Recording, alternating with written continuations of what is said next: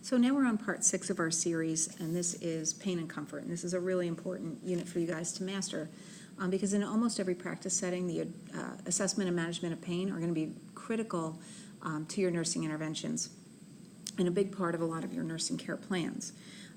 Our textbook resources for this are on page 31, chapter 31, pages 790 to 815 of your fundamentals text. There's a volume 2 that has some things about application of hot and cold, and your Smith and Duell text can be an important reference for you. Our lesson objective and your learning outcome should be to apply the nursing process to the care of a client with an unmet need for pain relief. So we'll get started. Let's start with a brief overview of the concept of pain before we launch into the origins of pain, the types of pain, and some of the major theories that can inform our practice of how to address pain, like gait control and endorphin theory. But pain, as defined by the American Pain Society, is an unpleasant sensory and emotional experience, association with actual or potential tissue damage, or described in terms of such damage. And that's sort of an important thing because it tells us that pain serves a constructive purpose in the body.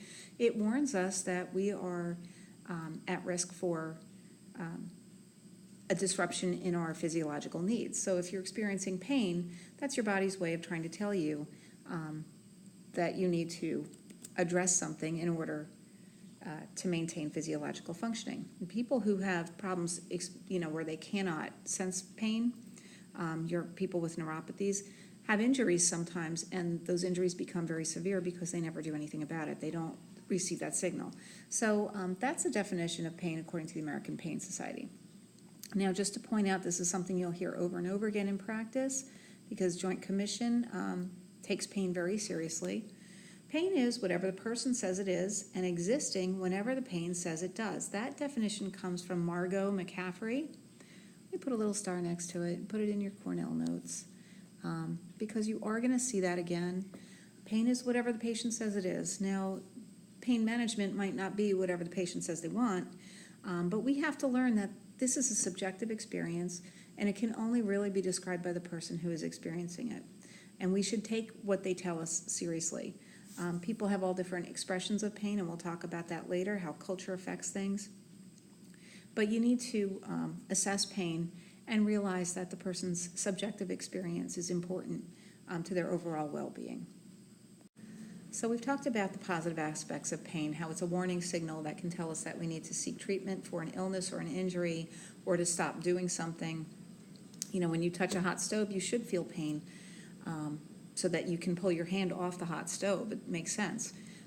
But pain can also have destructive and negative effects on people's functioning. So here's some things that pain interferes with. Occupational functioning. People lose a lot of time from work for reasons related to pain.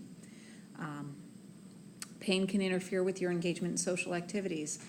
If you have trouble sitting still for a long time, you're not going to participate in any activity like sports or going to movies or anything like that. Relationships with other people, pain causes irritability sometimes, and pain can interfere with sexual intimacy. Pain interferes with sleep and rest all the time, and it's one of the things that you're going to need to address in order to promote sleep and rest. Pain interferes with the ability to exercise. So all of the complications of a sedentary lifestyle can be really caused by pain. And pain does interfere with activities of daily living, depending on the type of pain you have. Particularly arthritis pain, it causes functional limitations, and one of those things is that it hurts to do things like pull up zippers and comb your hair. So pain does have an impact on a lot of the quality of life that a patient might experience. Below I have what pain causes: loss of sleep, irritability. It can cause cognitive and functional impairment. A person who's in pain really doesn't see a lot else. Remember, we talked about the pyramid. You're not going to be functioning at a high intellectual level if your physiological needs aren't met.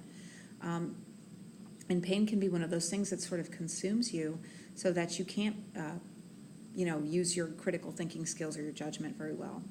And pain can cause immobility. People who are in pain may be afraid to move to aggravate that pain. And when we have immobility, remember, we just covered this, we have all of the complications that go along with immobility. So pain is an important, pain management is an important part of your job. because if you don't manage pain correctly, you're going to set that person up for a lot of things. So it's something you need to take seriously. Now, we can describe pain in terms of where it comes from or the origin of the pain. Sometimes the pain that you feel isn't coming from the place where you feel it. So let's talk about the different origins of pain. We have cutaneous or superficial. Cutaneous means that it's in the subcutaneous or skin tissue. That's when you touch a hot stove. You feel it in those nerves that are on the surface. And that can be pretty painful. If you slam your fingers in a door, you're looking at cutaneous pain. Very, very painful, usually short term because that layer tends to heal itself very rapidly unless you're dealing with second-degree burns. But this is superficial pain. Visceral pain is originating in the organs. So usually the abdominal cavity, it could be in your head or it could be in your thoracic cavity. So it's not well localized. It may feel like pressure or it may feel like tight or crampy pain. For example, when a person has a heart attack, they feel pressure in their chest and it feels almost like a Charlie horse in their chest. Other types of visceral pain include things like labor pain, because that's an organ and it feels kind of crampy and like a lot of pressure, but very intense. And when you have people who have bowel disorders, a lot of your surgical pain, when you manipulate the abdominal organs, you end up with visceral pain.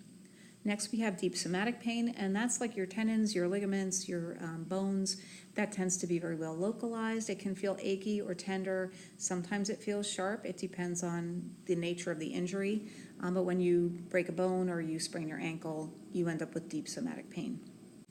And next, we can describe pain that doesn't sort of originate within the tissue layer, but we have pain like radiating pain. These are other places where the pain originates in one spot, but it travels to another. For example, let's say that I have chest pain from a heart attack, and it travels down my left arm. That would be radiating pain. Referred pain is a little different. Referred pain has to deal with pain that originates at one source, but is not felt at that source at all. It's distant from the original site. And that has to do with the way the nerves develop in fetal life. It's a complicated explanation, so I'll spare you that. But referred pain, for example, when a patient has ectopic pregnancy, sometimes that pain is felt all the way in the right shoulder or the left shoulder, depending on what tube is involved. It's an interesting phenomenon, but certain disorders will have characteristics that relate to their referred pain, and it's one of the diagnostic things you can look for. Phantom pain becomes important when we start talking about amputation, and that's at the end of this semester. Phantom pain, when you cut the nerve roots in an amputation or when there's a traumatic amputation, those nerves still fire, and they're still, it tells you that really it's the brain that's interpreting the pain signal, and the brain interprets it as, the foot that itches and the foot's not there anymore. So that can be very difficult to treat, and typically your narcotic analgesics, which are your usual go-to for acute pain, really don't work that well, and so you need to use things that work on the nerve level like Neurontin, but we'll get into that a little bit later. But phantom pain is real. It is not the person's psychological problem. It's the nerve. The nerve is sending the signals to the brain, and the brain is interpreting it in context of a limb that's present, but it's actually not. So psychogenic pain is pain that arises from the mind. And this can be fairly common as well, but be careful that you don't interpret this to mean the patient doesn't have pain. It's real to them, and it can be severe. When we get to mental health in Nursing 133, there's something called somatoform pain disorder. These are the people that go to the emergency room. They get the $1 million workup. There's nothing really wrong with them, but they're always complaining of pain. And it's real to them, so that's sort of an overview of the origin of pain. Now, next we can classify pain in terms of whether it's nociceptive or neuropathic. And don't get too wrapped up in this, but it will become important when we start to talk about nursing interventions and what appropriate pain management looks like. But nociceptive pain means that actual tissue damage is occurring at the level of tissues. So we have tissues being damaged or reporting some sort of injury or illness. Your nerves are just the messenger. So you stub your toe, you burn yourself, even organ pain, when you have surgery, that's nociceptive pain. And that's usually of an acute variety. We'll talk about the difference between acute and chronic in a minute. But neuropathic pain, on the other hand, arises, this is a more complicated concept, when there's injury to the nerves. So think about this for a second. If nociceptive pain means that, say that my skin cells are damaged from a burn, or my intestinal cells are damaged from a surgical procedure, and the nerves sort of carry, they're a messenger, and they're relaying an appropriate message to the brain to say, there's pain here, something went wrong, and we need to do something to fix it. That's nociceptive pain. And that can be fairly easy to treat, depending on the severity and location. Neuropathic pain, on the other hand, arises from injury to the nerves, which means the messenger is saying something wrong to the brain. The tissues that are reporting injury, or what's being reported to the brain, is not reflective of what's happening. So some conditions that can cause nerve injury, when we talk about that phantom pain, that's neuropathic pain. That's pain that the nerve is telling you, my foot hurts, my foot hurts, my foot hurts. There's no foot. So there's something wrong with the messenger. That can happen with shingles. It can happen with neuropathies that you get from diabetes or alcoholism. It can come from a tumor that's pressing on the nerve.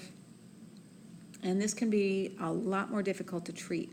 The difference, neuropathic pain, one of the reasons you want to do a thorough pain assessment, we get to that in a little bit, is that the quality of the pain, the character of the pain changes. When it's neuropathic pain, it can be described as burning, numbness, itching, pins and needles, like a shocky feeling, a prickling pain. So your neuropathies have a characteristic quality to them, and that's kind of what tells you what it is, and that guides you to use different interventions. Neuropathic pain can be a little bit difficult to treat. So there's that. And let's talk about, we kind of touched on acute versus chronic. Acute pain has a short duration, rapid in onset. Now, according to the American Pain Society, acute pain has to last less than 6 months.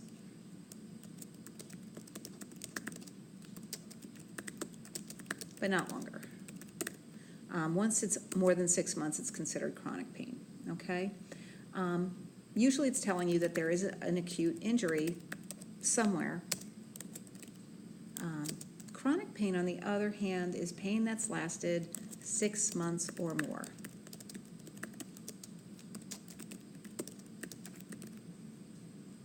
Chronic pain can be a lot harder to treat.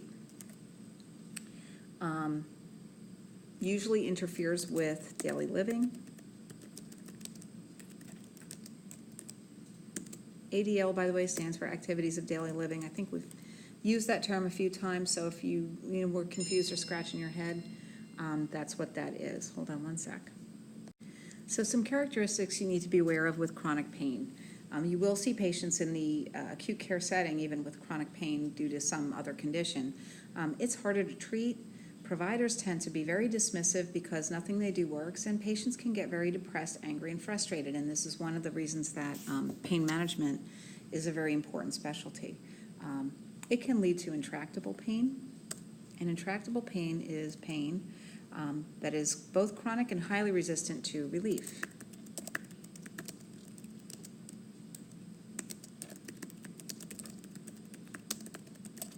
I'm just typing. Take a note. Okay, so people might describe these pains in various things. They'll tell you some good words to describe character if you ask them. But you want to find out, is this something that's constant or is it something that's intermittent? What makes it better? What makes it worse? When we talk about pain assessment, we'll get back to those terms. And you want to find out just how much interference this has on their activities of daily living. That's an important assessment to make because that's where you'll find out how much this impacts their quality of life and what you kind of need to do to address it. So I'd like to add a little bit to this discussion. We're going to talk about 3 terms. There's pain threshold, pain tolerance, and expression of pain, which are 3 different things. They appear to be similar, but you'll find a lot of variation among individuals. The pain threshold is where we sense pain. And that is determined by the functioning of our nervous system. So younger people tend to have a lower pain threshold. They will feel it sooner because those nerve impulses are conducted in a more efficient manner. Older people might have a little less of a little higher pain threshold. It takes a little longer for those signals to get across, and so they won't sense pain until the injury is a little more severe. Pain tolerance is a little bit different. Now, people can sense pain and be willing to tolerate it and be willing to bear it and go on about their daily business. Some people are better, have better pain tolerances than others, and that depends a lot on past experience with pain and your coping skills. If you have good coping skills, like you're able to distract yourself or use meditation or deep breathing, you'll have a higher pain tolerance than somebody who is constantly fighting pain or trying to get away from it or has high anxiety. And pain tolerance can be influenced by fear and tension and lack of knowledge of where the pain is coming from. So that's pain tolerance. Now, expression of pain is different. Somebody might be in intolerable pain, but because of variables related to culture and personality, the person might be very stoic and not express pain. So you have to be aware of that, and you have to ask carefully, question them about the pain that they're having, and look for nonverbal cues of pain, which we'll talk about in assessment. But be careful of thinking that, well, they're sitting up and they don't look like they're in pain.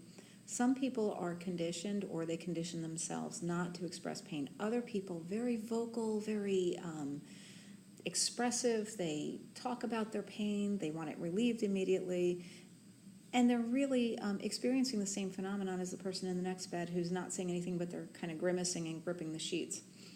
So we have to be careful of interpreting somebody's expression of pain to mean their pain experience. That's why it's really important when we get to assessment. We'll talk about that a little bit more. Okay, so there are two theories that we're going to kind of throw into the mix now.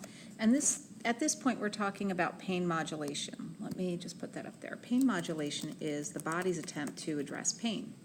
Remember, the body's a very smart machine. It knows how to prioritize. It wants to heal itself, and it wants to relieve its own pain. And that's how we maintain some sort of homeostasis that allows us to live. So we have two basic systems at work when it comes to modulating pain. We have endogenous analgesia system, and that is where the body releases substances that inhibit transmission of the pain signal. And these are your endogenous opioids, sort of endorphins, that are released by the body when there's been an injury and the brain interprets the pain stimulus. Eventually, that body's going to try and release the opioids to slow those impulses down and reduce the amount of stimuli going into the brain. Then there's gate control theory, and gate control theory is kind of interesting. It says, basically, there's a gate, only allows one impulse at a time. So if you put an ice pack on something, it can only interpret so much stimuli. It's going to reduce the amount of pain that it feels to help you interpret the cold or warmth, massage, TENS units. So you stimulate those nociceptors in some other way and hopefully block the pain signal. And so both of these have application when we talk about our interventions. If we know that the brain responds to these opioids, we can give narcotic pain medication, which will work along the same lines as our own endorphins.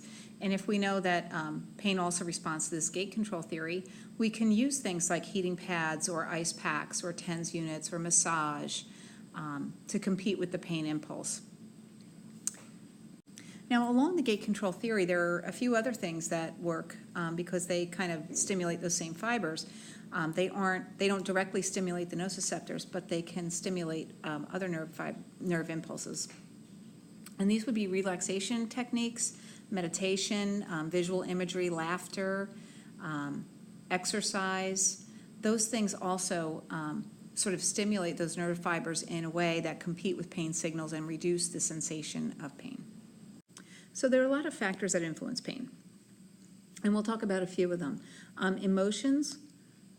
Your book mentions a lot of effects that pain can have on emotions, but I do know that in labor we talk about the fear, tension, pain syndrome. Pain is intensified when you're experiencing strong negative emotions. So people who are intensely anxious or afraid will often tense their muscles and or hold their breath, and that leads to a more intensified pain experience. You can also have pain that results in fear. People are afraid that whatever happened to them is life-threatening, or they might be afraid of becoming addicted to their pain medicine. So we also have problems with anxiety and depression. Now, if you have pain, you might feel anxiety, and your anxiety will alter your perception of pain. Depression we usually link with chronic pain. When you start to feel like nothing's going to help, it leads to a defeated attitude, and that is linked with a higher incidence of actual clinical depression. And previous pain experience. When you've experienced pain before, you'll see it in a lot of patients that have things like sickle cell anemia. It's really, really common. People who've experienced pain are afraid of it in advance, and so they interpret that experience. Usually, you would think that they've increased their tolerance, when in fact, people who have had a lot of experience with pain might actually interpret it differently. Let's get rid of that because we don't need that anymore. Sociocultural factors. Now, you don't feel pain differently when you're from another culture, but you will sometimes express what you're feeling differently. For example, people in certain Asian cultures are very stoic. They don't like to express pain. It's considered shameful and a sign of weakness. Some of your Northern European cultures are similar to that, whereas people from Mediterranean cultures, different ethnic heritages, might be very vocal and expressive and want their pain relieved immediately. And it's important to realize that sometimes that patient who's smiling, but they're sort of gripping the sheets or grimacing, that doesn't mean that they're not in pain because they're not expressing that they're in pain. It just means that socioculturally they're inclined not to cry out or verbalize their pain. Developmental level definitely influences pain. Even with newborn babies, we use something called the NIP scale to measure pain because they will have certain physiological responses and certain behavioral responses. Infants do feel pain. When I first started practicing as an OB nurse, there were a significant number of physicians who believed that newborns could not feel or interpret pain, and they would do things like circumcisions without any pain relief. And we now know that that's not true, that there is just as much sensation of pain, and we can tell that by the release of certain stress hormones and stuff like that. And so providing pain relief to infants and young children is important. When we talk about older adults can be prone to undertreatment of pain. Many do experience pain as a result of chronic conditions like arthritis or disc problems in their back. So there is that. However, many times they are not treated seriously for their pain, particularly if they have language deficits from stroke, or if they have any cognitive deficits from dementia or Alzheimer's disease. It may be difficult to interpret cues, and it may be difficult to assess pain in those individuals. So it's important as nurses for us to be aware of that. And that kind of goes with the next thing.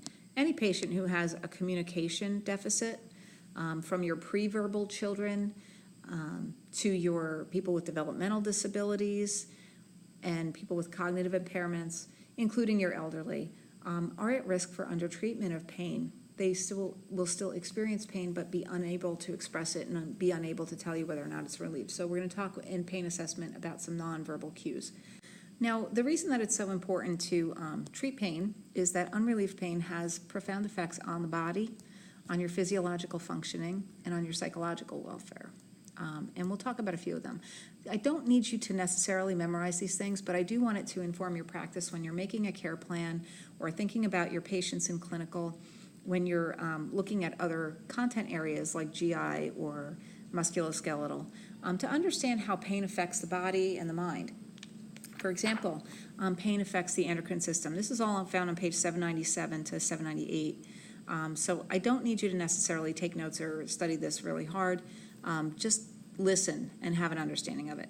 So chronic pain, you'll get excess cortisol release, which is associated with a lot of changes to your glucose metabolism. Your heart rate will go up. Respirations might increase.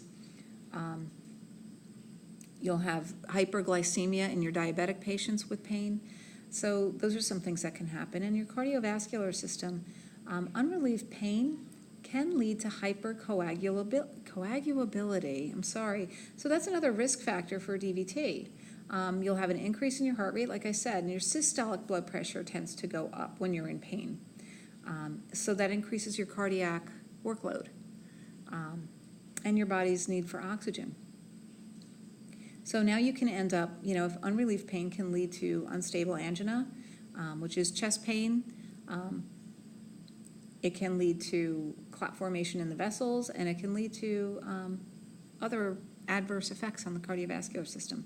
Musculoskeletal system, you're going to have weakness sometimes and fatigue, but you'll also have sometimes muscle tension from pain, and a lot of this can impact on mobility. Now, your patients who are post-op patients aren't going to want to move when they have incisional pain, so you have to teach them how to splint to prevent pain, and you have to adequately relieve their pain with medication and other measures. And that's important, otherwise they're not going to get up and move. And we know from the last section that we did, when they don't get up and move, bad things are going to happen to them. They could end up with pneumonia, they could end up with blood clots, they could end up with paralytic ileus, and they can end up with bed sores. So we need to relieve pain. So when we're care planning, we're going to go through the nursing process, and our next section is going to talk about assessment. So let's talk about how to assess pain, because we're moving on to the nursing process now, and there are some very important times when you would want to perform a pain assessment. It should be a thorough, comprehensive thing that you do on a regular basis. We're going to assess pain on admission to the hospital or healthcare facility, and even when you transfer patients, a lot of times it's important to ask them about their pain. You want to assess pain before or after any potentially painful procedure. So if you're getting ready to do a dressing change, assess their pain, and if they're having pain before you start, you want to medicate them and get them relatively comfortable, because you don't want to exacerbate the pain they're already having. And then after you do the procedure, you want to make sure that they've restored, they're back to where they were baseline, and if not, are you going to be able to address that? Maybe they still have lingering pain after a dressing change or after range of motion, and maybe now is a good time for a heating pad or an ice pack or some kind of intervention. So you're also going to assess pain before you implement an intervention for pain, obviously. So if you're going to give them a pain medication, or you're going to put an ice pack on them, or you're going to do massage or TENS unit, you want to find out what their baseline is, and then go back and reassess 30 minutes or whatever your agency says to do. Where I work right now, we do 30 minutes for an IV med and an hour after a PO med, because that's peak times. For a lot of our medications, but other places might be 15 minutes and 30 minutes. So check your agency policy on that. But you definitely, if you're doing something to help pain, you want to know where you started and you want to know how effective it was. You're always going to assess pain with vital signs, and that's important. They call it the fifth vital sign. So if your vital signs are once a shift, that's how often you're going to assess pain. You can have unlicensed assistive personnel ask if the patient is in pain, but a more comprehensive pain assessment is really the job of an RN. So if you're sending your nursing assistant in to do vital signs, it's appropriate for them to ask the patient whether or not they're having pain. Really though, a thorough pain assessment and intervention is the domain of the nurse. So you could even get them to get a pain scale, but really it's your job to do a more thorough pain assessment. Whenever the patient appears to be or complains of pain, you're going to inquire further or try to assess further to find out more about that pain. So those are some times that you would assess pain.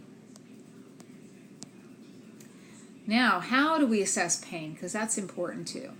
The first thing you want to know is, where is the pain? Sometimes we get in a trap, maybe the patient's had knee surgery and we assume that the pain is in their knee. Well, maybe they really have a pain in their back because they were positioned badly on the mattress. So you want to know where their pain is. That's going to guide your interventions. And then you want to have some attempt to find out how intense that pain is. So if the patient can talk to you and they can speak English, you're going to get them to rate it on a scale of 1 to 10. And I'm just going to show you this. Patients on the rack. With 10 being the highest, you're sure you're only at a 6. Well, patients sometimes need a little education on what the pain scale is. A lot of times we'll find the opposite problem.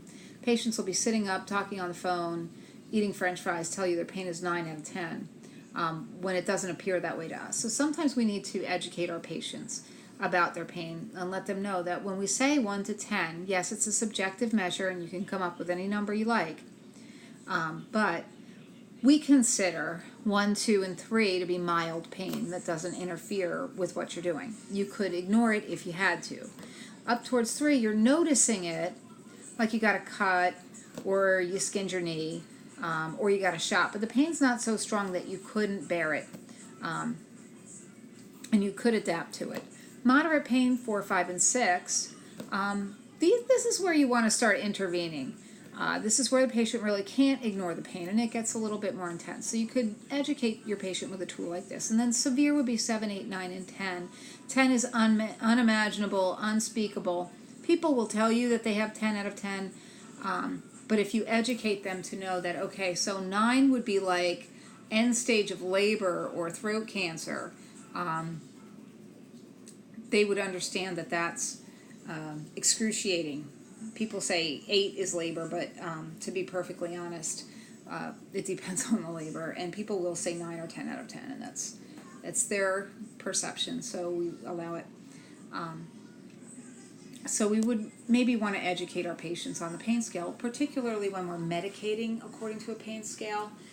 Sometimes you'll get orders that say, give Tylenol for pain scale, 0 to or 1 to 3. Give Motrin for moderate pain, 4 to 6, and Percocet for severe pain. So if that's your orders, you definitely want to make sure that your patient understands the pain scale, and don't just give you a random number between 1 and 10, because that might mean different things to different people.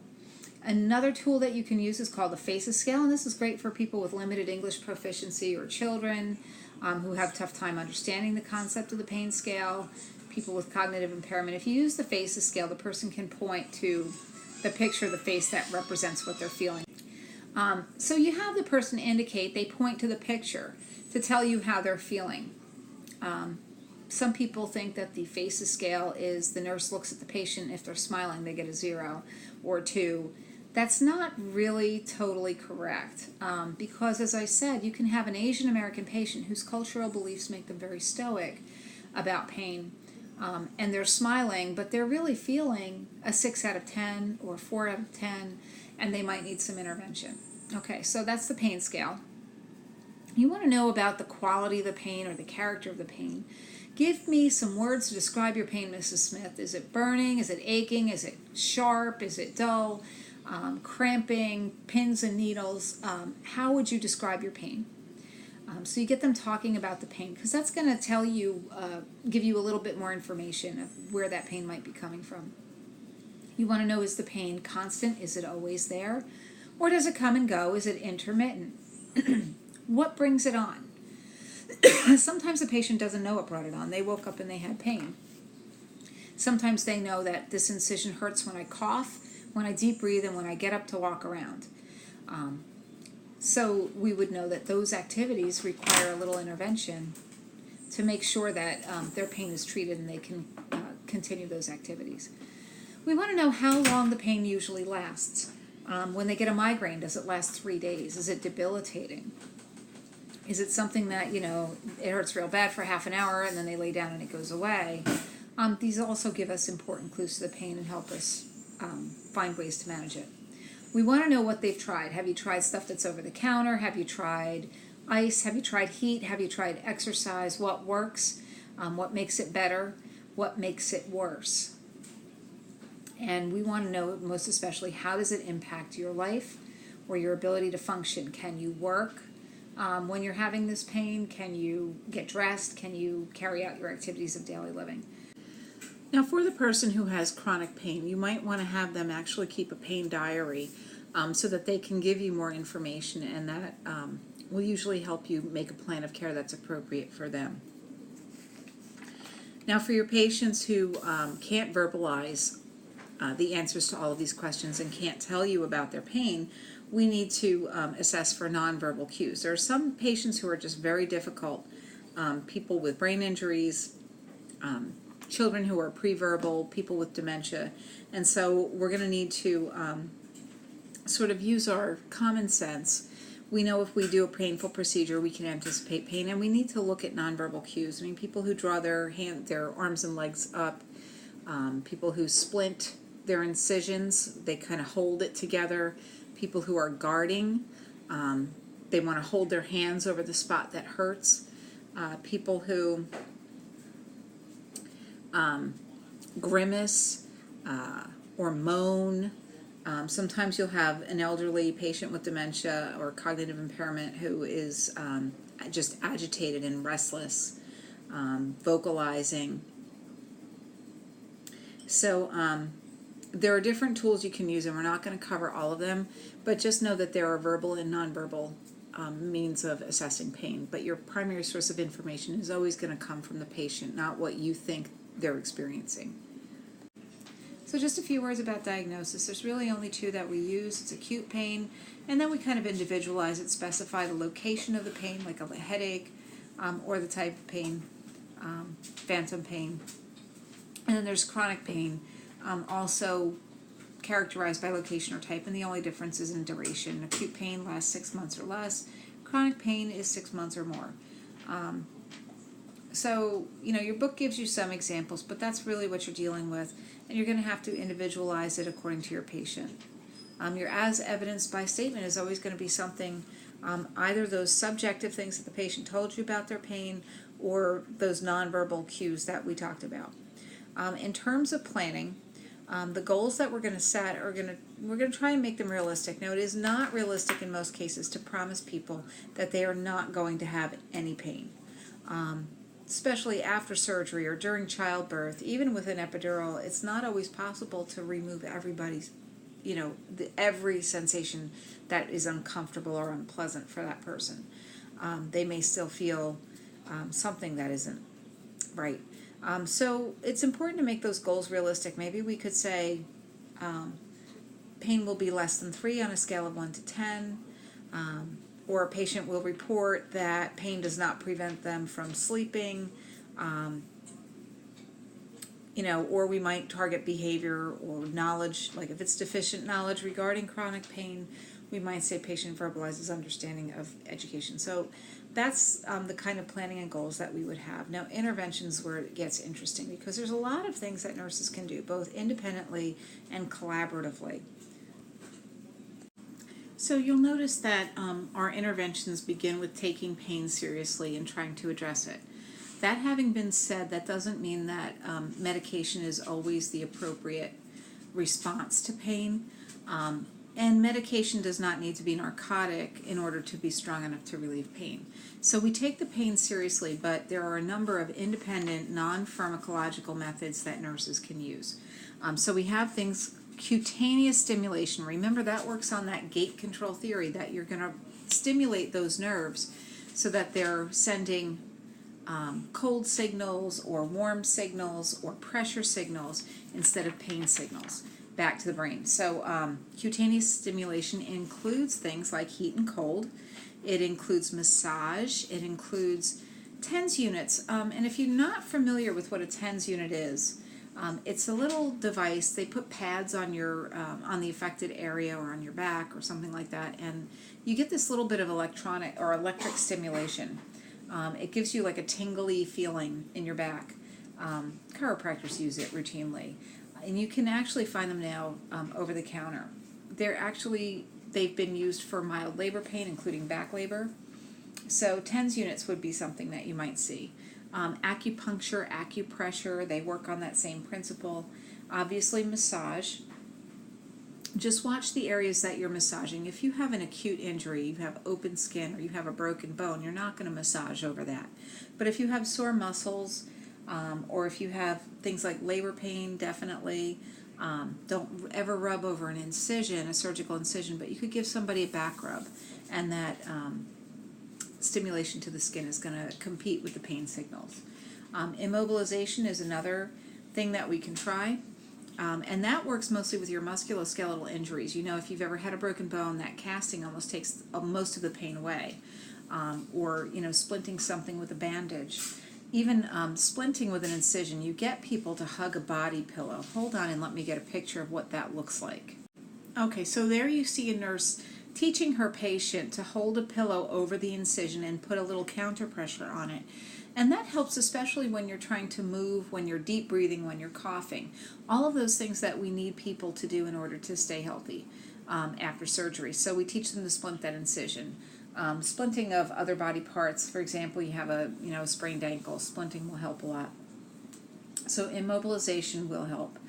And then we have some sort of more mental methods of pain relief, and those include distraction. Distraction works well for mild pain of short duration. You really don't want to use distraction on somebody who's in severe 7 or 8 out of 10 pain. But sometimes just taking someone's mind off of what their pain feels like gives the brain something else to compete with that pain stimulus. Sometimes you might notice that you have a headache or sore muscles, but if you get involved in doing something that kind of takes up all your attention, you don't notice it as much. And so you might even just turn on the TV for a patient in pain if it's not irritating to them. Pet therapy is good for people who are in chronic pain.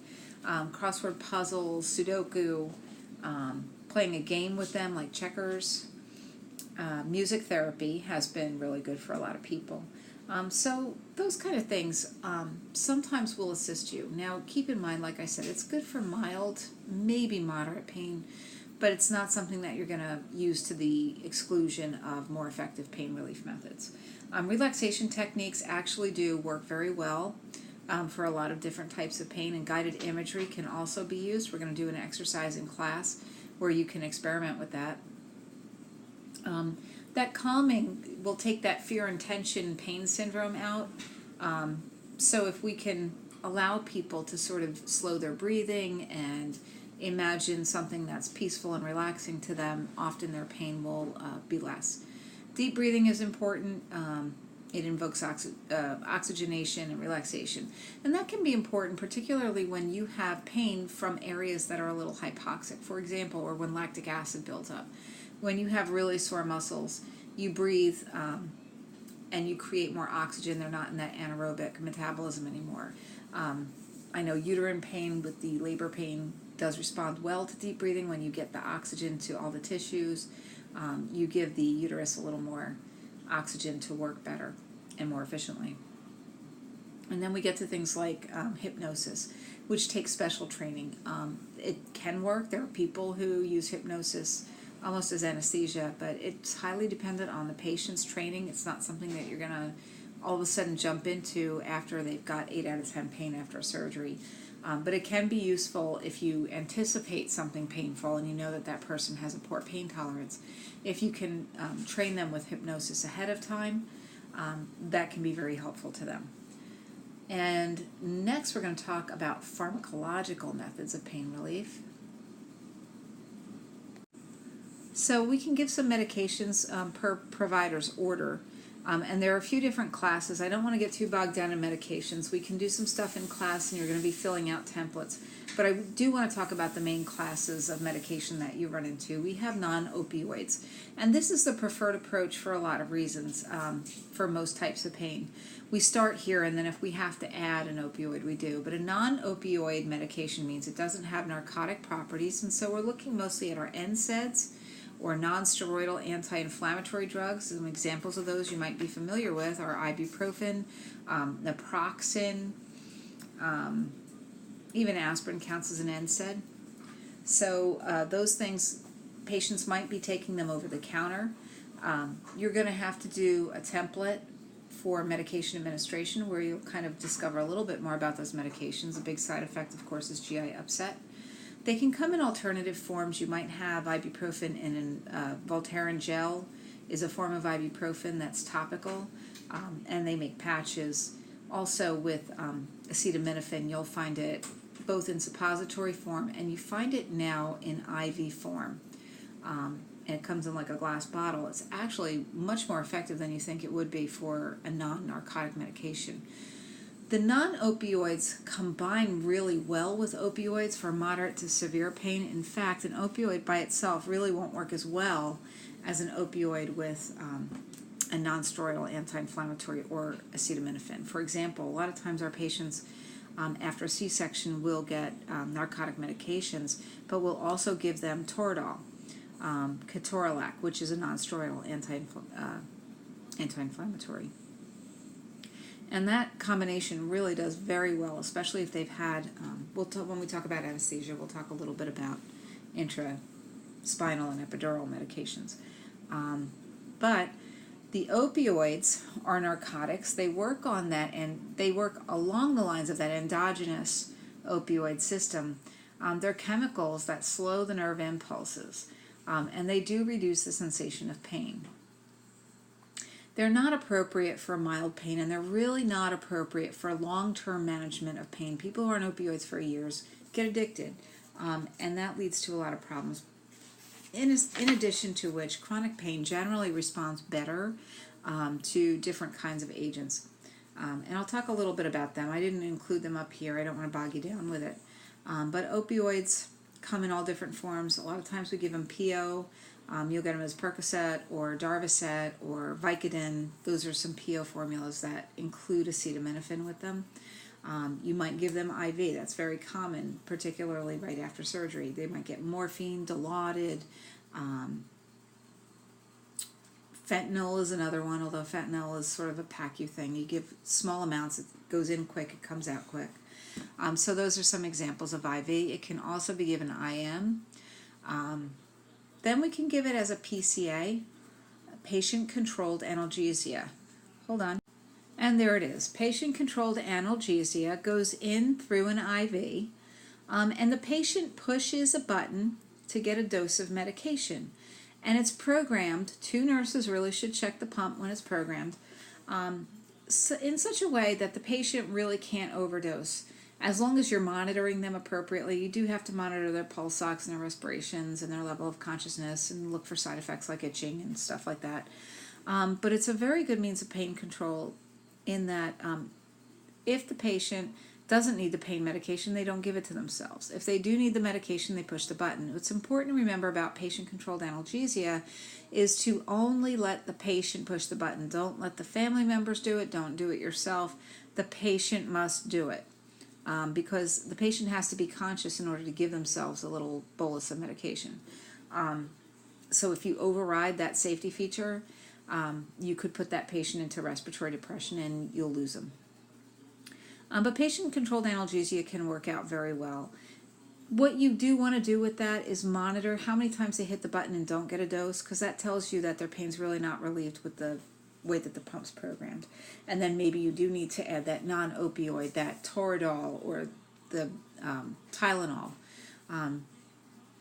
So PCA pumps are really good for patients, generally speaking. Intraspinal and epidural medication, you can see this during surgery.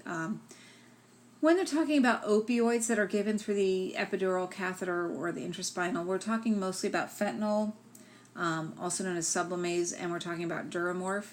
That's a very common agent. These are narcotic medications that are administered just in this, either the spinal space or in the epidural space.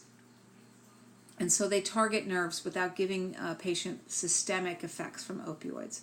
It's still possible. You still have to monitor the patient for respiratory depression, but those are some options as well. And then we have our anesthesia type options, or your book calls them chemical pain relief. And there we're talking about spinals, which usually you see that with surgery when the patient has to be awake, but you don't want them to feel anything, and it will completely block the nerves. Epidurals. And epidurals can use numbing agents, or they can just use those opioid medications. And it kind of depends. I mean, there's the labor epidural, and that's a short-term intervention. Then you might have epidural anesthesia when you get surgery, and that's another short-term thing. But people do get epidural injections for chronic back pain and things like that, and they'll get different agents injected into that epidural space.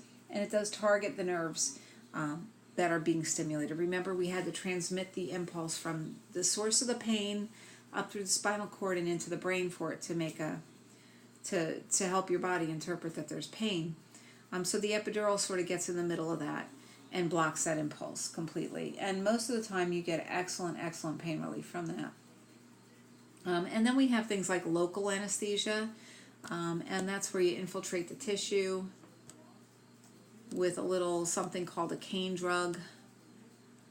Anybody who's ever had their teeth drilled knows what this is, because the dentist injects you with a little Novocaine, and you get numb just in that one area. And that usually gives you really good pain relief as well. So those are some things that you might see as medications. Now, as a nurse, you aren't going to administer spinals, epidurals, locals. The ones that you are going to worry about most, you're just kind of going to monitor that patient for complications with those things. What you're mostly going to look at are your non-opioids, your opioids, and then there are other agents that we use, like your anticonvulsants. Gabapentin is a big one. Give me 1 minute, I'm going to get that up.